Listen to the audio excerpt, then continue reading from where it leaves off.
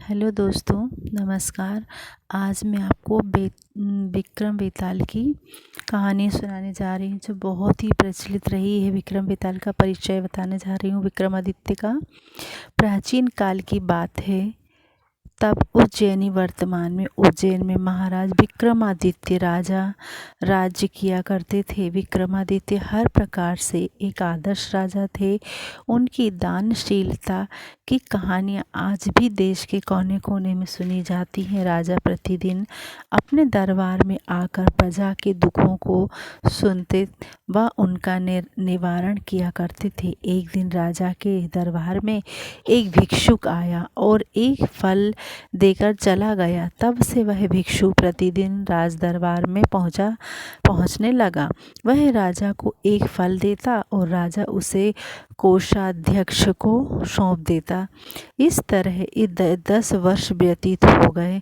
हमेशा की तरह एक दिन जब भिक्षु राजा को फल देकर चला गया तो राजा ने उस दिन फल को कोषाध्यक्ष को ना देकर एक पालतू बंदर के बच्चे को दे दिया, जो महल के किसी सुरक्षाकर्मी का था और उससे छूटकर राजा के पास चला आया था।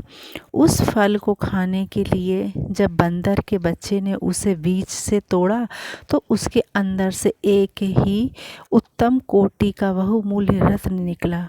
यह देखकर राजा ने वह रत्न ले लिया और कोषाध्यक्ष को बुलाकर उससे पूछा, मैं रोज रोज भिक्षु द्वारा लाया हुआ जो फल तुम्हें देता हूँ वे फल कहाँ हैं?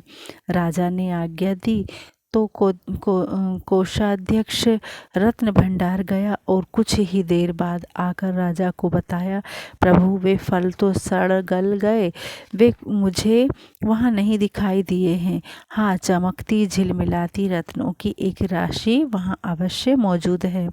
यह सुनकर राजा कोषाध्यक्ष पर प्रसन्न हुए और वो उसकी निष्ठा की प्रशंसा करते हुए सारे रत्न उसे ही सौंप दिए। अगले दिन पहले की तरह जब वह भिक्षु फिर राज दरबार में आया तो राजा ने उससे कहा, हे भिक्षु, इतनी बहुमूल्य भेंट तुम प्रतिदिन मुझे क्यों अर्पित करते हो? अब मैं तब तक तुम्हारा यह फल ग्रहण नहीं करूँगा जब तक तुम इसका कारण मुझे नहीं बताओगे। राजा के कहने पर भिक्षु उन्हें अलग स्थान पर ले गया और उनसे कहा, हे राजन, मुझे एक मंत्र की साधना करनी है जिसमें किसी वीर पुरुष की सहायता अपेक्षित है। वे वीर श्रेष्ठ उस कार्य में मैं आपकी सहायता की याचना करता हूँ। यह सुनकर राजा ने उसकी सहायता करने का वचन दे दिया। तब संतुष्ट होकर भिक्षु ने राजा से फिर कहा, देव, तब मैं आगामी अमावस्या को यहाँ के महाश्मशान में बरगद के पेड़ के नीचे आपकी प्रतीक्षा करूँगा। आप कृपया वहीं मेरे पास आ जाना। ठीक है, मैं ऐसा ही करूँगा। राजा ने उसे आश्वासन किया। तब वह भिक्षु संतुष्ट होकर अपने घर चला गया। जब अमावस्या आई तो राजा को भिक्षु को दिए अपने वचन का स्मरण हो आया और वह नीले कपड़े पहन, माथे पर चंदन लगाकर तथा हाथ में तलवार लेकर गुप्त रूप से राजधानी से निकल पड़ा। राजा उस शमशान में पहुंचा जहां भयानक गहरा और धूप अंधेरा छाया था। वहां जलने वाली चिताओं की लपटें बहुत भयानक दिखाई दे रही थीं। असंख्य नर कंकाल, खोपड़ियां एवं हड्डियां इधर उधर बिखरी पड़ी हुई थीं।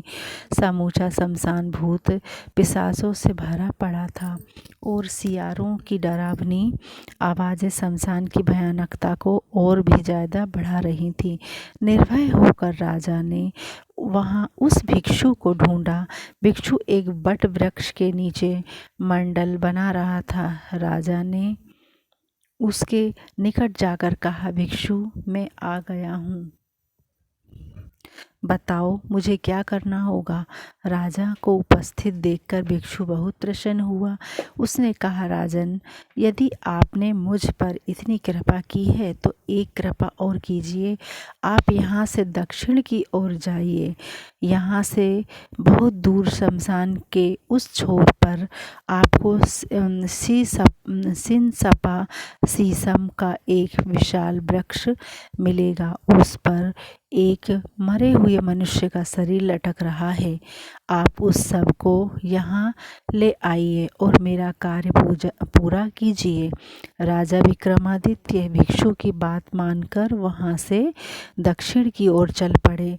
जलती हुई चिताओं के प्रकाश के सहारे वे उस अंधकार में आगे बढ़ते गए और बड़ी कठिनाई से उस वृक्ष को खोज पाए।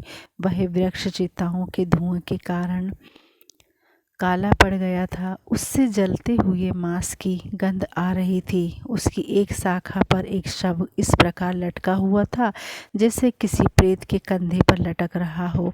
राजा ने वृक्ष पर चढ़कर अपनी तलवार से डोरी काट डाली और शव को जमीन पर गिरा दिया। नीचे गिरकर वह शव बड़ी जोर से चीख उठा जैसे उससे बहुत पीड़ा पहुंची हो। राजा ने समझा कि वह मनुष्य जीवित है।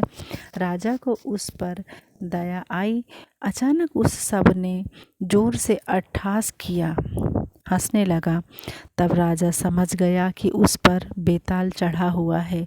राजा उसके अट्टहास करने का कारण जानने की कोशिश कर रहा था कि अचानक शव में हरकत हुई और वह हवा में उड़ता हुआ पुनः उसी शाखा पर जा लटका।